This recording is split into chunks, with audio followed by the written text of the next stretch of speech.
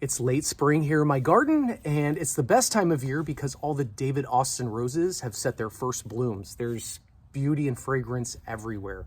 In this video, I filmed about a minute-long summary of each individual rose, and we're going to talk about characteristics and growing patterns and fragrance and just subtle things that I've noticed about each individual rose. I want to start this video off with my favorite David Austin rose, and that is Desdemona. She is stunning. This is an amazing rose. Everything about it's great. My favorite thing is definitely the color. So most of the new flowers start out as a blush color and then kind of slowly fade to a soft white.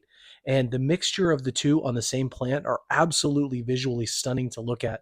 Best of all, I absolutely love the fragrance. It's definitely a lemony, citrusy, smell. Someone described it in one of my review videos on this rose as baby powder. And again, it's fresh, it's clean, it's got a wonderful fragrance to it. She always seems in flower. So when one flower goes, a couple more pop up. So she definitely seems to remain in flower most of the season. I think sometimes though, here in California, when the weather gets extremely hot, she definitely does not like that. So I would definitely, if you're in a hot environment, plant it somewhere where it probably gets more evening shade.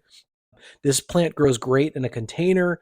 Again, the fragrance is amazing. She's a great cut flower. There is absolutely nothing I can say bad about this rose. It is by far my favorite David Austin rose that I have in my garden.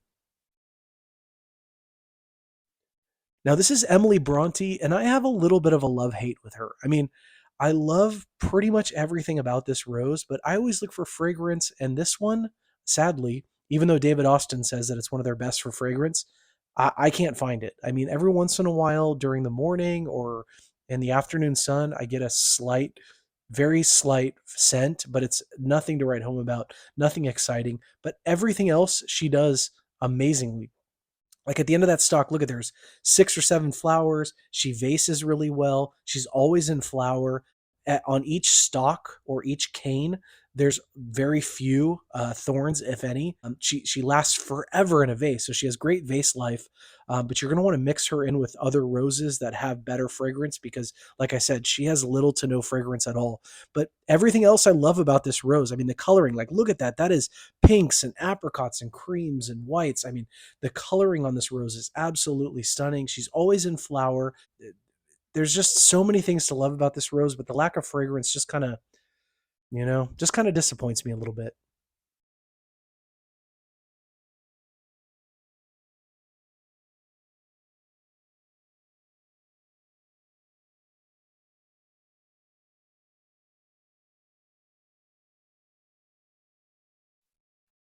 I don't have too many dark flowers in my garden, but this is Princess Anne, and she's a wonderful rose.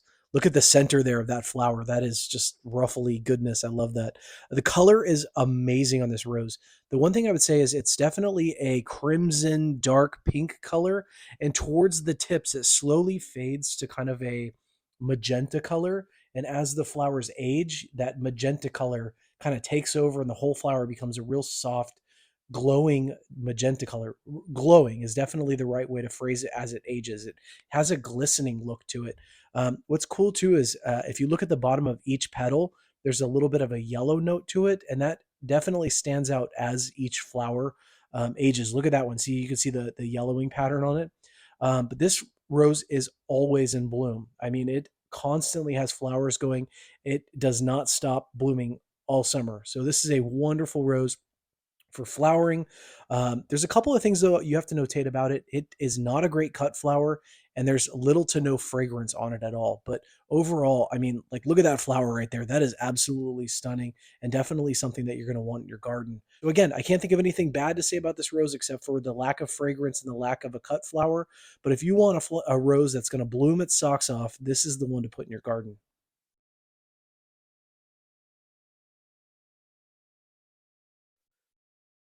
Now, this one is a new one to the garden. This is Olivia Rose Austin, and I really can't find anything negative to say about this rose. It is a new one in my garden. She's only about 6 or 7 months old, but she's extremely healthy. The blooms are amazing. The fragrance is great. I love the coloring of the leaves.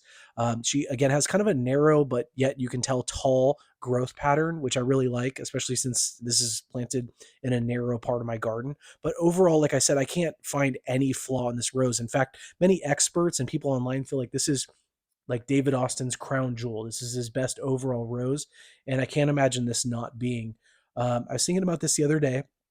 I think they put this out to the public in 2014, and David Austin passed away, I think, in 2018. So at 85, 86, whatever, he was, years into breeding this rose and probably felt like he had something amazing on his hands. Hence why he named this after Olivia, his granddaughter. So again, this is an amazing rose. It definitely must have for any David Austin fan.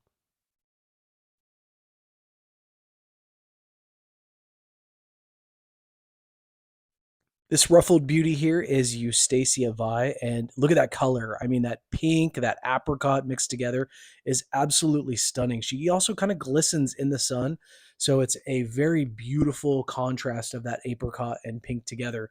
One thing I would say about this rose is you should definitely be growing her for a cut flower and bringing her into the house for her fragrance. The smell in this rose is absolutely stunning and will fill an entire room with her lovely kind of fruity, old classic yet modern smell. The only complaint I do have about her is that she does not seem to want to grow during the summer months. So I get one blast of flowers like this early on in the year, and then late in the summer when the weather cools down, she flowers again, but she takes the entire summer off. Come June, July, August, all of a sudden she's not growing and she's not flowering. So that'd be the only complaint I have about her. But overall, this is a wonderful rose. And if you're going to grow her, definitely grow her for her fragrance. This one is the Lady Gardener, and last year I'd have to say her coloring was definitely different than it is this year. Last year it was definitely more of a darker apricot, maybe even more pink in it. And this year she's definitely a much softer, lighter color. Look how huge this bloom is, though. It's one of the larger flowering David Austin roses, and it's got a ton of petals in there. Look at that. Wow, look at that one. Absolutely stunning rose. I had a large cane, unfortunately, get broken off by a powerful soccer ball kick, and so I lost some height on this rose, but she's going to grow very wide. You can tell she's a wide rose, probably tall too, so overall give her lots of room to grow in the garden. I got her as a 2-quart rose last year, and she came with black spot from David Austin. And this year in spring, she has black spot again. So I'd imagine that's something that I'm gonna have to deal with year in and year out regarding this rose. But I think overall, she's still worth growing. I mean, look how beautiful the blooms are. The scent is very soft on this, not overpowering, but she does have a lovely fragrance. So again, give her lots of room in the garden, and I think she'll reward you handsomely with large, beautiful, fluffy, ruffled flowers. And I've got 2 new roses to the garden. This first one here is Roald Dahl, and these are, again, the first blooms. And next to that is Charles Darwin, and these are going to be his first blooms. Obviously, I don't have a lot to share regarding these 2 roses, but I'm very excited to have them here in the garden. All right, well, hopefully you found that video helpful. In time, like in the next probably 3 weeks or so, I'll be posting a full garden tour. You're not going to want to miss it. So make sure you subscribe right here if you're not already subscribed to the channel. You definitely don't want to miss that video. And then if you want to check out last year's garden tour, it's right here. So thanks for checking out the channel. I'll catch you in the next one. Bye.